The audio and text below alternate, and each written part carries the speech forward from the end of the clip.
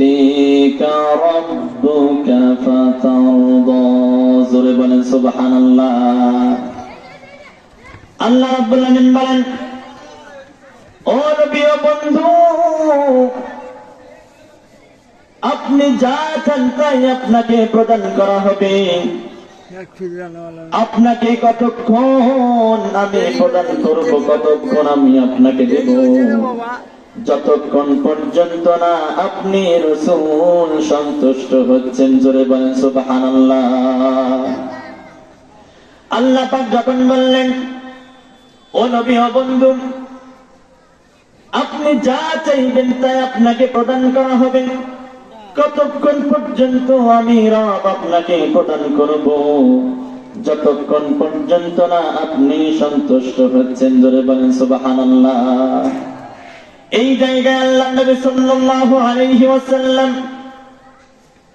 নিজের জন্য চাইতে পারতেন, দুনিয়ার আরাম আয়েশের জন্য, শান্তির জন্য অনেক কিছু চাইতে পারতেন, কিন্তু আখির জামানার পয়গম্বর নিজের জন্য না চেয়ে তার উম্মতের জন্য চেয়েছেন। জোরে বলেন সুবহানাল্লাহ। উম্মতের জন্য কি চাইলেন? আখির জামানার পয়গম্বর বলেন, ও আমার রব, আমি ততক্ষণ পর্যন্ত সন্তুষ্ট হব না যতক্ষণ পর্যন্ত আমার একজন উম্মত জাহান্নামে থাকবে, আমি রাসূল ততক্ষণ পর্যন্ত সন্তুষ্ট হব না। জোরে বলেন সুবহানাল্লাহ। নবীজি বলছে,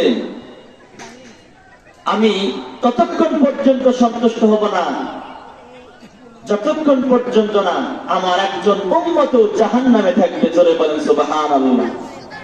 নবীজি তার উম্মতের ব্যাপারে সব সময় চিন্তা করতেন, তিনি ফিকির করতেন। আমার যুবক ভাইরা, মুসলিম শরীফের মধ্যে এসেছেন, আখির জামানার পয়গম্বর মুহাম্মদুর রাসূলুল্লাহ সাল্লাল্লাহু আলাইহি ওয়াসাল্লাম তিনি কান্না করছেন, এত পরিমাণ চোখের পানিগুলো ছেড়ে দিয়ে আবেগ ভরা কণ্ঠ নিয়ে আখির জামানার পয়গম্বর দুই হাত উত্তোলন করে দিয়ে তিনি কান্না করছেন আর বলতেছেন, আল্লাহুম্মা উম্মতি উম্মতি। ওগো আল্লাহ, আমার উম্মত আমার উম্মত। এই বলে কান্না করতেছে আর বলতেছে, ওগো আমার রব, আমার উম্মতদেরকে তুমি ক্ষমা করে দাও। আখির জামানার পয়গম্বর যখন উম্মত উম্মত বলে যখন কান্না শুরু করলেন, আল্লাহ রাব্বুল আলামিন হযরতে জিবরাইল সালাতু ওয়াস সালামকে প্রেরণ করলেন, বললেন, ও জিবরাইল, তুমি যাও গিয়ে দেখো আখির জামানার পয়গম্বর আমার হাবিব কেন কান্না করতেছেন। আচ্ছা বলুন তো, আল্লাহ রাব্বুল আলামিন কে জানেন না যে কেন কান্না করতেছেন? আল্লাহ পাক কি জানেন না? আল্লাহ পাক তো সবই জানেন। তারপরও কেন হযরতে জিবরাইল সালাতু ওয়াস সালামকে প্রেরণ করলেন?